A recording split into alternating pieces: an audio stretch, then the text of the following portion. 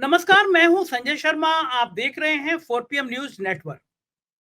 एक हफ्ते बाद लौटा हिंदुस्तान दुबई और अबू धाबी के बाद।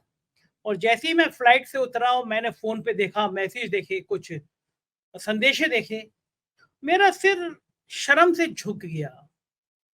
प्रधानमंत्री का इतना ओछा भाषण मैंने शायद पहले कब सुना हो, मुझे याद नहीं। प्रधानमंत्री कई बार इस स्तर से गिरते हैं, लेकिन अब तो कुछ उन्होंने ज्यादा ही हद कर दी। आपकी बहू बेटियों को उठा के ले जाएंगे, आपकी बहू बेटियों से ही व्यवहार करेंगे। प्रधानमंत्री जी मुजरा मंगलसूत्र से होते होते बेटियों तक आ गए। प्रधानमंत्री जी ने सोचा नहीं कि 75 साल के हो गए हैं वो, 1.5-2 साल उनकी और राजनीति की जिंदगी बची है। किस स्तर पर देश के लोगों को ले जा रहे हैं। 140 करोड़ लोगों का मुल्क है, पूरी दुनिया हंस रही है। इस मुल्क का प्रधानमंत्री इतनी ऊंची, इतनी हल्की, इतनी सस्ती बातें कर रहा है, जिसको हम सड़क पे चलने वाले लोगों के लिए टपोरी भाषा बोलते हैं। जो बड़ा शर्म आ रही है ये कहते हुए। मैं इन शब्दों को नहीं कहना चाहता था, मैं देश के प्रधानमंत्री की इज्जत करता हूं, लेकिन प्रधानमंत्री ये टपोरी भाषा, बेटियों को लेकर ये भाषा, लोग सोशल मीडिया पर लिख रहे हैं आपकी बेटी नहीं है। आपकी बेटी होती तो आप जानते हैं कि बेटी के लिए कैसे शब्दों का इस्तेमाल किया जाता है। क्या जब वो आप पार्लियामेंट का उद्घाटन कर रहे थे और जो खिलाड़ी बेटियां सड़क पे घसीटी जा रही थी, वो देश की बेटियां नहीं थी? देश में तमाम राज्यों से भारतीय जनता पार्टी के नेताओं की खबरें आती हैं लड़कियों से बलात्कार की। क्या वो देश की बेटियां नहीं है? चुनाव जीतने के लिए आप किसी भी नफरत की भाषा पे चले जाएंगे? चुनाव जीतने के लिए क्या इस मुल्क को मजहब के आधार पर टुकड़े टुकड़े में करने की कोशिश करेंगे? धिक्कार है ऐसी सोच पर। धिक्कार है प्रधानमंत्री जी आपको ऐसी, और आपके असम के मुख्यमंत्री की ऐसी भाषा पर। तनिक शर्म करिए, सोचिए ये देश कहां ले जा रहे हैं आप। मैं दर्शकों सुनवाता हूं कुछ पाठ प्रधानमंत्री के इस घटिया भाषण का। इतिहास के पन्नों में लिखा जाएगा कि ये गौरवशाली देश, जो नेहरू से लेकर अटल बिहारी वाजपेयी तक, इंदिरा गांधी से लेकर तमाम प्रधानमंत्रियों के गौरवशाली इतिहास तक अपने आप में संजोए रखा है, उस देश का प्रधानमंत्री चुनाव जीतने के लिए इतनी ऊंची और इतनी हल्की भाषा का भी इस्तेमाल कर सकता है। जरा सुनिए ये भाषण, फिर चलेंगे राजीव रंजन के पास, एक होनहार पत्रकार के पास, और उनसे पूछेंगे कि क्या महाराष्ट्र में नाव डगमगा रही है भाजपा की, तो प्रधानमंत्री और असम के मुख्यमंत्री ऐसी भाषाओं पर उतर आए। जरा सुनिए ये वीडियो। ये तीनों दल घुसपैठिया समर्थक है। बांग्लादेशी घुसपैठियों के वोट पाने के लिए ये इन घुसपैठियों को पूरे झारखंड में बसा रहे हैं। जब स्कूलों में सरस्वती वंदना तक पर रोक लगने लगे तो पता चलता है कि खतरा कितना बड़ा है। जब तीज त्योहारों में पत्थरबाजी होने लगे,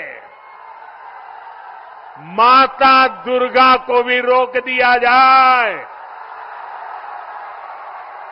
जब कर्फ्यू लगने लगे तो पता चलता है कि स्थिति कितनी खतरनाक है।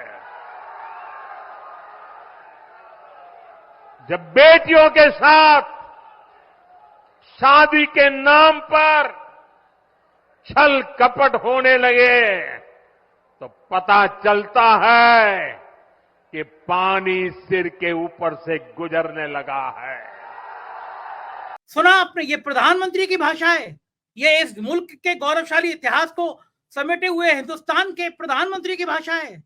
शर्म आ रही है मुझे, आज शर्म आ रही है। मैं उन देशों में होके आया हूं, दुबई, अबू धाबी में, जहां नियम कानून से लोग अपने आप रहते हैं, किसी को कोई किसी मजहब के लिए नहीं कहता। वहां हिंदुस्तान और पाकिस्तान के लोग भी प्यार से रहते हैं, और यहाँ देश का प्रधानमंत्री ऐसी हिंसा के लिए उकसाता है। चलते हैं राजीव रंजन जी के पास और पूछते हैं कि प्रधानमंत्री का इतना संतुलन गड़बड़ाया तो क्यों गड़बड़ाया। 4 PM न्यूज नेटवर्क में स्वागत है राजीव रंजन जी आपका। मुझको यकीन है कि प्रधानमंत्री का भाषण आपने सुन लिया होगा आज, और मैं दिल से, मेरे को बहुत दुख हुआ। प्रधानमंत्री इतने हल्के स्तर पर उतर आएंगे, इतनी ओछे स्तर पर उतर आएंगे, मैंने सोचा नहीं था। 140 करोड़ देश का प्रतिनिधित्व करते हैं, पूरी दुनिया सुनती है। आज तक जवाहरलाल नेहरू से लेकर इंदिरा गांधी तक, अटल बिहारी वाजपेयी से लेकर बाकी गुजराल तक, किसी प्रधानमंत्री ने इतनी ओछी बातें नहीं करी जितनी आज मोदी जी ने अपने भाषण में बातें करी।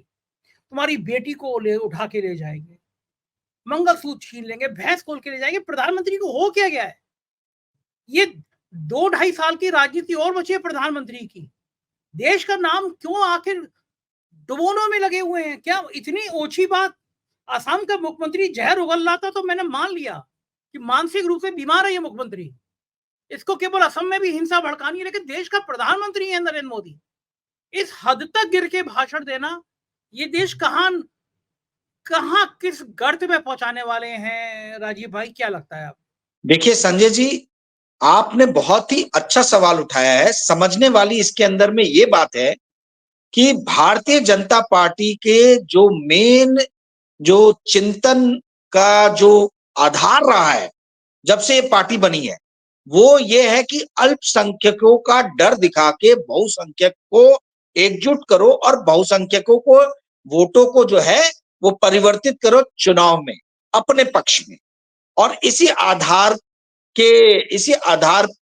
को आधार बनाकर भारतीय जनता पार्टी तमाम तरीके के विधानसभाओं में इलेक्शन लड़ी है, लोकसभा में इलेक्शन लड़ी है, और यही उनकी राजनीति का केंद्र है। इसीलिए हमें किसी भी तरीके से आश्चर्यचकित नहीं होना चाहिए यदि हम देश के प्रधानमंत्री या भारतीय जनता पार्टी शासित किसी भी राज्य के मुख्यमंत्री द्वारा ऐसी उल जुलूल अलवा बलवा बकवास बातों को सुने। देखिए, एक चीज को समझिए संजय जी, भारतीय जनता पार्टी जो है, जो नरेंद्र मोदी के जो शासन है, उसका जो बेस है वो ये है कि कैसे भी इस देश को रूल बाय लॉ जो है वो शासन किया जाए, ना कि रूल ऑफ लॉ द्वारा। रूल बाय लॉ का अर्थ ये है कि सरकार के पास में इस देश के तमाम नियम कानून है समाज को नियंत्रित करने के लिए, आपको और मुझको नियंत्रित करने के लिए। परंतु मैं, आप या ये समाज जब सरकार को नियंत्रित करने की बात सोचे तो हमारे पास कुछ है ही नहीं, हम इस सरकार को नियंत्रित नहीं कर सकते हैं। रूल बाय लॉ जो है वो आज की डेट में चरम पे चला गया है। रूल ऑफ लॉ के बारे में कोई नहीं सोच रहा है इस देश के अंदर में।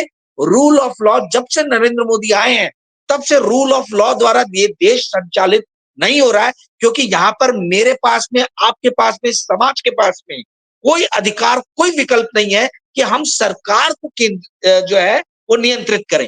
ये कैसा प्रजातंत्र है? ये किस तरीके का प्रजातंत्र है जहां पर जनता के पास में अधिकार नहीं है कि वो अपने शासकों को या सरकार को जो है वो नियंत्रित कर सके किसी भी तरीके से। कोई भी मुख्यमंत्री आके कुछ भी हेट स्पीच देके चला जा रहा है, किसी भी इस देश के समाज या धर्म को मानने वाले, अनुसरण करने वाले लोगों के खिलाफ अकवास बकवास करके चला जा रहा है, और इस देश की जनता हाथ पे हाथ धर के बैठी हुई है। ऐसे टाइम में ये देश जो है रूल ऑफ लॉ से गवानी नहीं हो रहा है। कहां है सुप्रीम कोर्ट?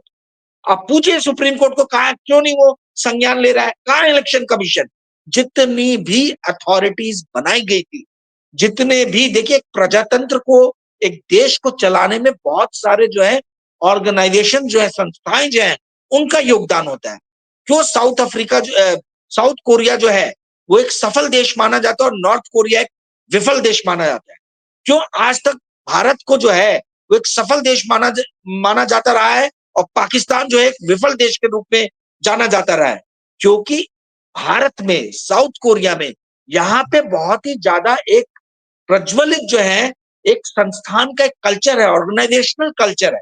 यहाँ पे ऑर्गेनाइजेशन है जहां पे चेक एंड बैलेंस की नीतियां हैं। अगर यदि कोई एक ऑर्गेनाइजेशन गलत काम करता है या उसके शीर्ष पे बैठा हुआ आदमी गलत काम करता है तो उस पर अंकुश लगाने के लिए दूसरे ऑर्गेनाइजेशन है।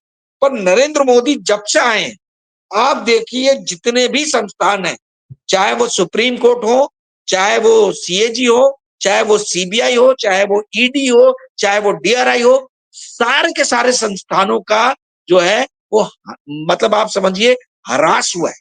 सब के सब कंपटीशन कर रहे हैं कि कौन कितने तेजी से नीचे की तरफ गिरता है। तो जब इस तरीके का शासनकाल होता है जहां पे ऑर्गेनाइजेशन जो है वो अंदर से खोखले हो चुके हैं, वैसे ही समय में इस देश के शक्तिशाली लोग कुछ भी करके जो है वो निकल जाते हैं, बच जाते हैं। देश अंदर से खोखला होता जा रहा है।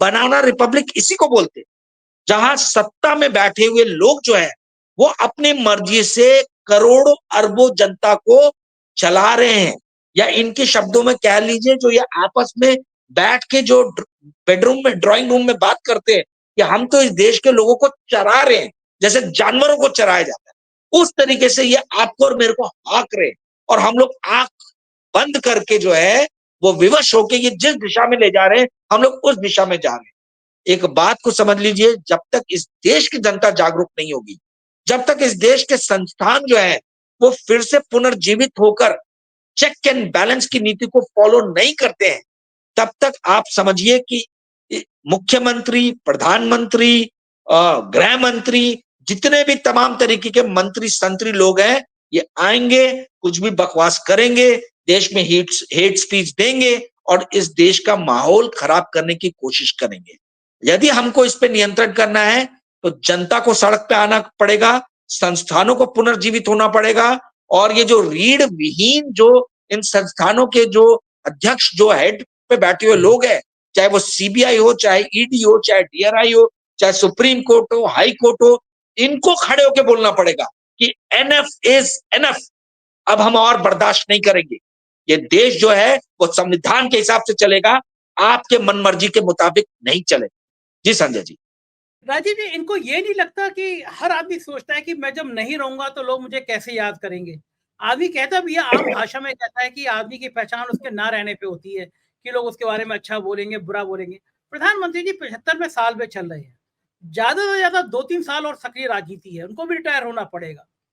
उसके बाद में जो उनका लोग याद करेंगे कि एक प्रधानमंत्री ऐसा था जो चुनाव जीतने के लिए इतनी ओछी बात करता था, एक प्रधानमंत्री ऐसा था जो देश में हिंसा फैलाने का आह्वान करता था, जो निम्न स्तर की बात करता था।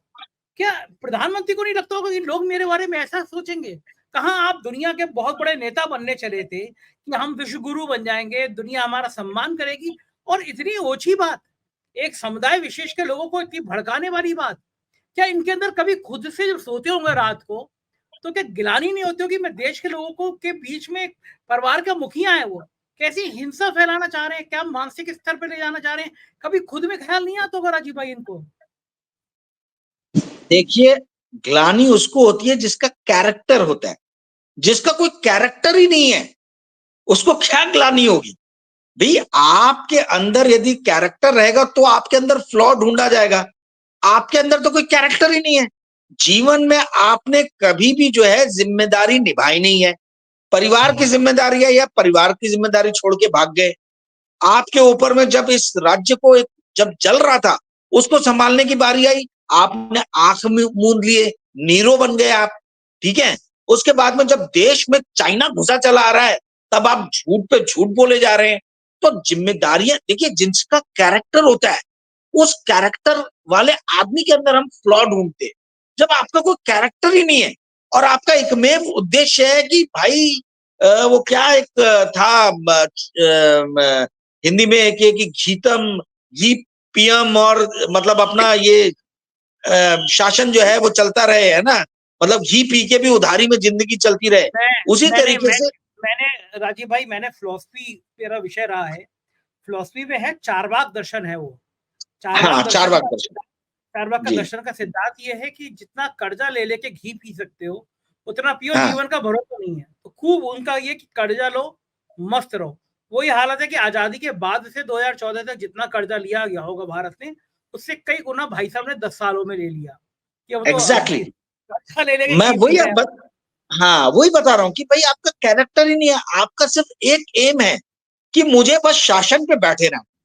ये वो व्यक्ति है का एम है जो ये बोल के आया था कि हमारा क्या है जी, एक झोला लेके आया हूं, झोला लेके चला जाऊंगा।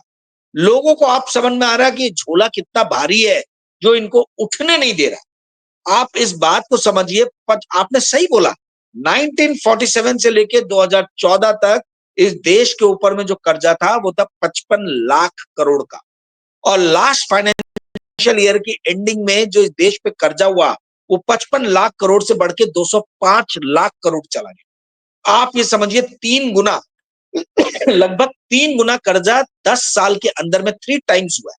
55 लाख करोड़ से 3 टाइम्स से ज्यादा हुआ है। 55 लाख करोड़ से जो है ये बढ़ के 205 लाख करोड़ में पहुंच गया है। तो जो आपने सवाल पूछा कि नींद आती होगी नहीं आती होगी, भाई वो तो नींद तब आएगी जब आपका कोई कैरेक्टर होगा। जब आपका कोई कैरेक्टर ही नहीं, आप सोचते नहीं हो, आपका सिर्फ एक ही एम है कि भाई मुझे कैसे भी शासन करते चले जाना है। इसमें नींद नहीं आने का जो सवाल है वो आपके मेरे जैसे जनता का है, जो पढ़े लिखे जो इंटेलेक्चुअल लोगों की नींद कहाँ गई है। संस्थानों, संवैधानिक संस्थान जो है, इसके शीर्ष पदों पे बैठे हुए लोग जो है, मेरा सवाल यह है कि क्या उनको नींद आ रही है?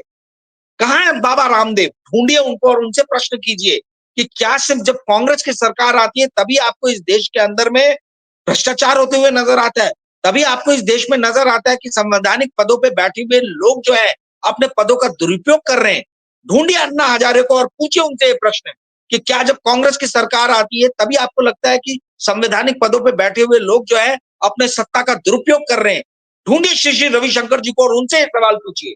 ये सारे लोगों को जो जिन्होंने 2014 के पहले सिविल सोसाइटी के नाम पे तमाम तरीके के जो प्रश्न उठाए थे, मेरा सवाल है कि ये लोग कहाँ हैं?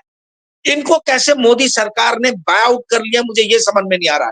इस देश का मीडिया जो है कंप्लीटली बाय आउट है, सोल्ड सोल्ड मीडिया है। कंप्लीटली जो है इस मीडिया ने सरेंडर कर दिया है। सिर्फ और सिर्फ इस बात की कोशिश की जा रही है कि किसी भी तरीके से भाजपा के अधीन में, मोदी जी के अधीन में शासन चलता रहे, चाहे वो किसी भी तरीके की नीतियों को लाए, चाहे इस देश के अंदर में कितनी भी हेट स्पीच हो, चाहे इस देश के अंदर में कितना भी माहौल खराब हो, विद्वेष फैले, उससे कोई फर्क नहीं पड़ता। ये संवैधानिक पदों पे बैठे हुए लोग जो है मौनी बाबा बन गए हैं। बाबा रामदेव मौनी बाबा बन गए, अन्ना हजारे मौनी बाबा बन गए, श्री श्री रविशंकर मौनी मौनी बाबा बन गए। इन सारे लोगों को और इस देश की मीडिया जो है, जो कंप्लीटली सोल्ड आउट मीडिया है, इनसे सवाल पूछना चाहिए कि जब इस तरीके की घटनाएं इस देश में हो रही हैं तो वो कैसे आंखों पे पर्दा डाल के बंधी हुई हैं।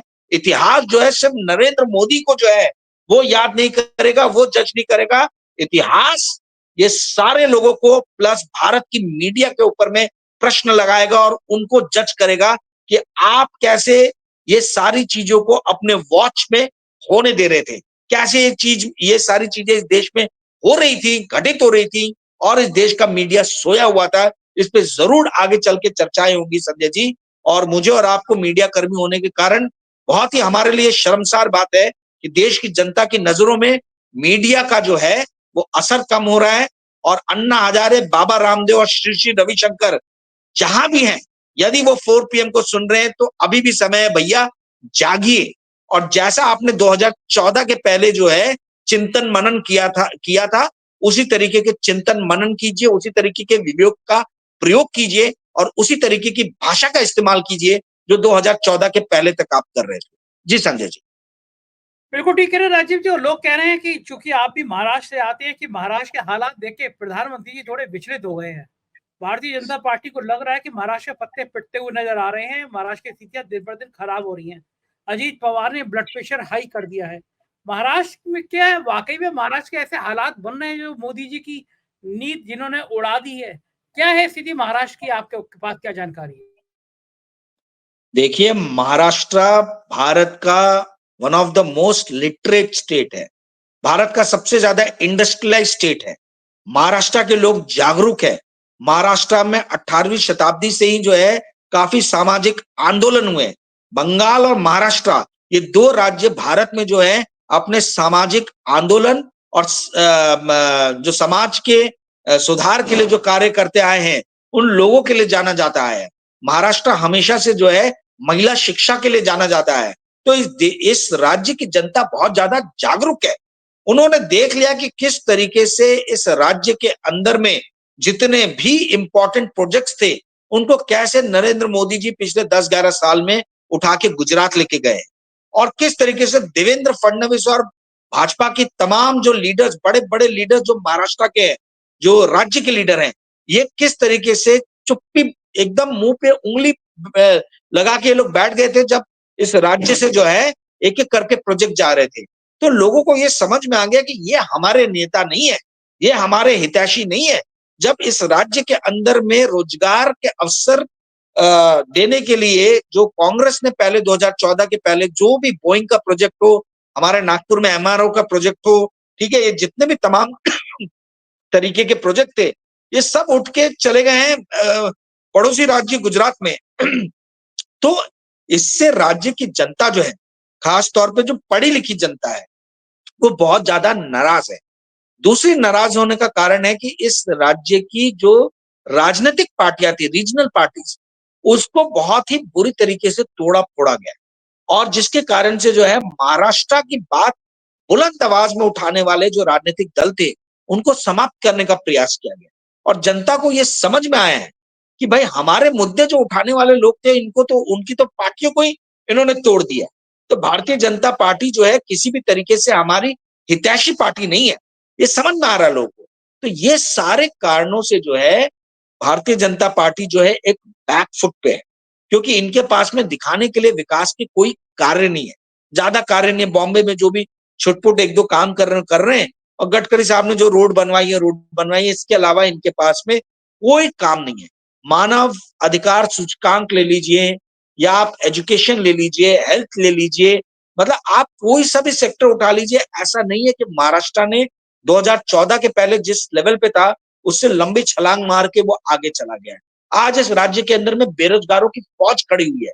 आज जो है इसके कई सिटीज जो है क्राइम सिटीज बन गए, मर्डर हो रहे, डकैती हो रही है, लूटपाट हो रहा है, बलात्कार हो रहा है। तो किस तरीके से आप जो 10 साल पहले 2014 के पहले आप जिन चीजों को लेके सत्ता में आए थे, उसमें से तो एक भी चीज के ऊपर में आप नियंत्रण नहीं कर पाए। बाबा सिद्दीकी की हमने देखा किस तरीके से मुंबई के बीचों बीच बांद्रा में है, वो भी दिवाली के, मतलब आप सोचिए जिस दिन रावण दहन हो रहा है उस दिन बाबा सिद्दीकी को मार दिया गया, जो कि एमएलए रहे हैं, एक बार नहीं 3 बार के एमएलए रहे हैं। तो ये चीज शो करता है कि महाराष्ट्र में लॉ एंड ऑर्डर भी नीचे जा रहा है, महाराष्ट्र के अंदर में मानवाधिकार सूचकांक भी कोई बहुत ज्यादा बड़े नहीं है और अलग अलग जो पैरामीटर्स रहते हैं, एजुकेशन हो गया, हेल्थ हो गया, एम्प्लॉयमेंट हो गया, इसमें कहीं भी किसी भी तरीके का जो है बहुत ज्यादा डेवलपमेंट हुआ है ऐसा नजर नहीं आ रहा। तो भारतीय जनता पार्टी को वापस से चुन के लाना क्यों, इसके कोई कारण मुझे नजर नहीं आ रहे हैं। एंटी इनकम्बेंसी बहुत ज्यादा है, ठीक है, और 10 साल इनको अवसर देने के बाद में अब इस राज्य की पढ़ी लिखी जनता जो है वो सोच रही है कि सत्ता परिवर्तन होना चाहिए। इसी का कारण है कि जो लोग पढ़े लिखे नहीं है, जिनका एक्सपोजर कम है, इनको जो है ये अपनी तरफ अट्रैक्ट करने की कोशिश कर रहे हैं। तो ये मजदूरों के लिए जो है औजार फ्री में बांट रहे हैं, ये किचन के बर्तन जो है उसके वाटअप प्रोग्राम्स कर रहे हैं, किचन के बर्तन बांटे जा रहे हैं स्लम्स में रहने वाली औरतों के लिए, पूरे राज्य की औरतों के लिए लाडली बहन योजना आ गया है, 1,500 रुपए उनको दिए जा रहे हैं। तो ये जो ब्राइब दिया जा रहा है, ये वोट खरीदने के लिए जो ब्राइब का इस्तेमाल हो रहा है, यही एकमेव सहारा है जो वापस से महाराष्ट्र में भारतीय जनता पार्टी या महायुति को वापस ला सकता है। अब देखना हमें यह है कि क्या महाराष्ट्र की जनता स्वाभिमान के ऊपर पैसे को रखती है, क्या वो अपने स्वाभिमान के साथ में किसी भी तरीके का समझौता करने के लिए तैयार है। 1,500 रुपए के जो टुकड़े इनके मुंह पे फेंके जा रहे हैं, 1,500 के टुकड़े जो है ये इनके मुंह पे क्या इस तरीके से मारे जा रहे हैं कि ये जो रोने वाला चेहरा है ये मुस्कुराने वाले चेहरे में परिवर्तित हो जा रहा है। ये हमको देखना है कि 20 तारीख को किस तरीके से जो है जनता अपने स्वाभिमान को प्राथमिकता देती है कि वो ये 1,500 रुपए जो प्रतिमा का जो टुकड़ा बांटा जा रहा है उसको प्राथमिकता देंगे। जी संजय जी। तो ठीक बात है, ये बड़ी सबकी निगाह लगी रहेगी कि क्या होगा इस चुनाव में। बहुत बहुत शुक्रिया राजीव जी, आपने हमें इतना समय दिया, बातचीत की, आभार।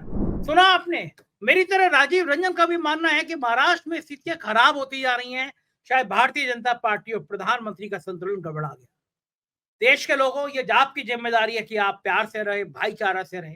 ये नेता केवल आपको बेवकूफ बनाते हैं, आपका इस्तेमाल करते हैं वोट के लिए, बाद में कुछ नहीं करते। इसलिए कभी भी धर्म मजहब के चक्कर में मत पड़िए, विकास को प्राथमिकता दीजिए। मुझे जरूर बताइएगा आपको ये बातचीत कैसी लगी। शुक्रिया, थैंक यू।